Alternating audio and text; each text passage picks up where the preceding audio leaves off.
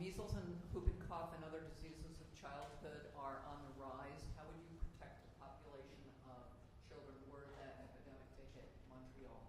Oh, okay. So, listen. As much as we can cure with homeopathy, as much as we can prevent with homeopathy. Infectious disease or trauma or emotional trauma, you can use a remedy preventatively for that. So particularly for infection. We have a long, long history of using homeopathic remedies to protect a family or a single individual that will be traveling in an endemic zone, or a family that would be exposed, or a member of the family that is sick and protecting the rest of the family, or a community, or a big region. Let's say like leptospirosis in Cuba in 2006, I think, about 6-7 years ago. So you could a big region. The key here when you do, or in Brazil, when there was an epidemic of meningitis, I think in '74, they give the remedy, I think, to 100,000 children. So it could be done that way. They give meningococcinum. So if you want to protect, you will have to find a remedy of a high degree of similarity to the epidemic. So the more the remedy fits the genius epidemicus, is closest to the genius epidemicus, the greater will be the protection. It will reach almost 100%. Better than with conventional vaccination without the side effect. So we have the demonstration with Cuba, with Brazil, with many other epidemics. It's fabulous how it can be done. It's very, very cheap. Very few governments have adopted it or have supported this plan, but it's so cheap, there's no side effect, and it can be done so quickly. It can be distributed. There's no need for refrigeration of the remedy. Manipulation is very easy. So it will be used in the future. So if we had an epidemic of whooping cough, the first thing you want to do is find out what is the genius epidemicus. You come the closest as you can, and then you distribute the remedy. Same thing if it was measles, you find what is the genius epidemicus.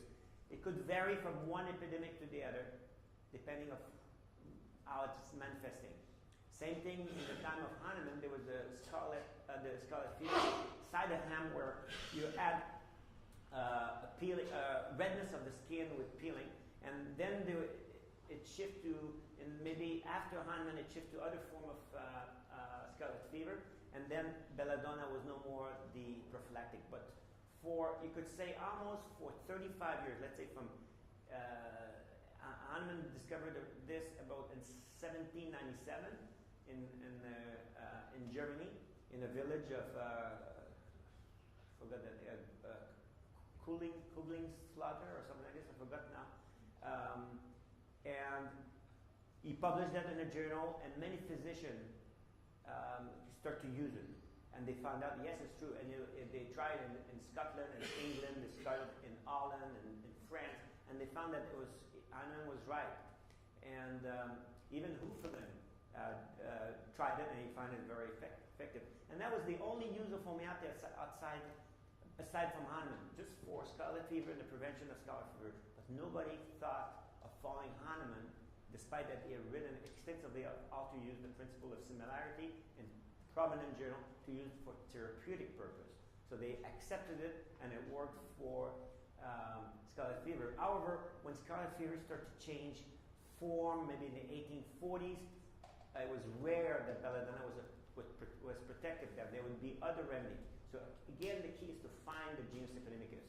When cholera came to Germany, Hahnemann predicted, because he had also other physicians in Russia that were telling him the result, that there would be 3 remedies that could be used for the prevention of cholera: the first stage, second stage, and third stage, which was camphora, cuprum, and veratrum album. And he was right, it was used very much. But when there were other epidemics in other times, in other places, other physicians found other remedy for the prevention, and it was equally successful. So again, the genus epidemicus. So if there's an epidemic here, you find out what it is, and you can give it to a great number of people and you'll be very successful. The nosode is less good than if you could find the genus epidemicus. Much less good. Genus epidemicus, you're going to be close to 100% protection. And then you have to find the right posology to do it. In the general population, you would have to give a series of 30s or a series of 200, and then you can go to 1M. So if you go 30, 200, 1M, you should do very well in the population. What would your posology be in preventives? What would your posology be in prevention? Okay, so again, 30 is very good. Let's say you could say take 3 doses of 30 or 4 doses of 30 and then 3 or 4 doses of 200 and 3 or 4 doses of 1M, depending on what is the epidemic, depending if how long the epidemic would last. Okay, so if the epidemic will be very short while, maybe 2 doses of 200 might be enough. And if even better, if you can individualize to a person that is sensitive, that would be also, you could individualize to a person. Let's say a person is traveling to an area that is endemic with a certain disease, you can apply it to individualize to their own sensitivity and how long they will be in the endemic area. So you could do this. But it's extremely, extremely successful. Okay? Any other question?